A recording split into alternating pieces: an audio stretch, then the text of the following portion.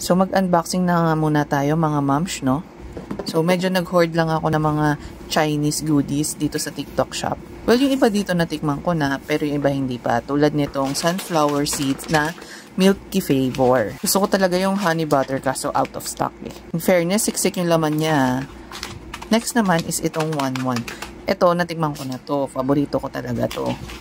Ang lasa niya maalat na matamis. Tapos super duper crunchy. Ang sarap niyang snack.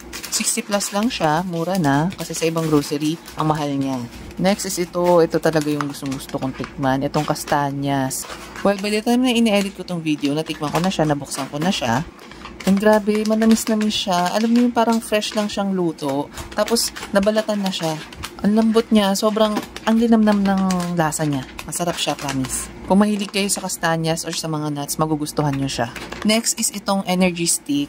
Well, energy stick pala siya. Tapos gawa siya sa iba't ibang beans. Akala ko nga sa ordinary flour lang siya gawa.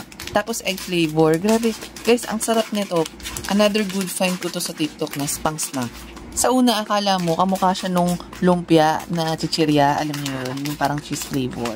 Pero yung lasa nito, parang custard na may pagka-vanilla, na may pagka-creamy yung dating. Masarap siya. Ito naman, yung sikat na Chinese milk. Yung may bata sa harap, yung lumaban sa Alaska, ganun. Ang lasa naman nito, parang how-how. Creamy yung lasa niya. So, ayun, ito lahat yung napamili ko. So, kung gusto niyo rin bumili, just click the yellow basket. Doon nyo siya pwedeng ma-order.